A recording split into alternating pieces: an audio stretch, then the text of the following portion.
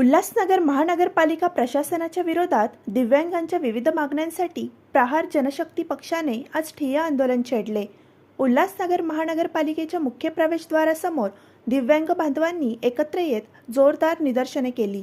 गेल्या 4 वर्षांपासून महानगरपालिकेच्या दिव्यांग विभागाकडून दिव्यांगांना स्टॉल उपलब्ध करून देण्यात आलेले नाहीत असा आरोप आंदोलकांनी केला आहे।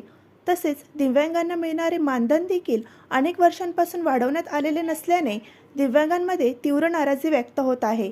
याशिवाय दिव्यांगांसाठी आवश्यक असलेल्या साहित्य खरेदीत महापालिका अधिकाऱ्यांनी कोट्यवधी रुपयांचा भ्रष्टाचार केल्याचा गंभीर आरोपही आंदोलकांनी यावेळी केला। आपल्या सर्व मागण्या तात्काळ मान्य कराव्यात, अन्यथा आंदोलन आणखी तीव्र करण्याचा इशारा दिव्यांग बांधवांनी महापालिका प्रशासनाला दिला आहे।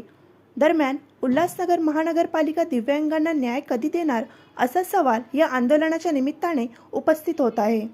पहिली तर मागणी आमची अशी आहे की दिव्यांगांच्या स्वयंरोजगाराचा प्रश्न फार मोठा आहे। महापालिका अधिनियम 66(1) मध्ये 5000 लोकसंख्येला 2 स्टॉल देण्याची तरतूद आहे। आमचे स्वप्नील पाटील ठाणे जिल्ह्याचे प्रहार जनशक्ती पक्षाचे अध्यक्ष गेली 4 वर्ष दिव्यांगांच्या प्रश्नासाठी लढत आहेत।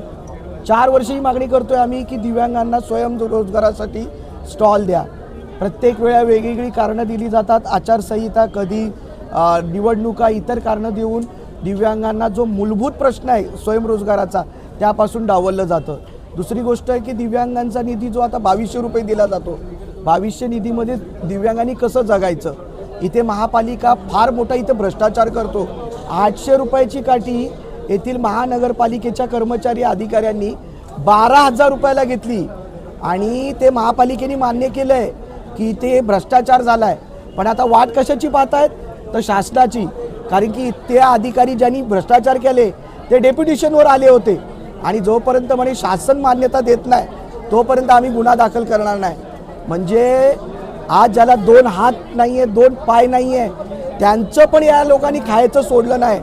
या अशा भ्रष्ट अधिकाऱ्यांना आज आम्ही धडा शिकवण्यासाठी माननीय बच्चूभाऊ कडू यांच्या मार्गदर्शनाखाली इथे आज मोर्चा घेतलेला आहे।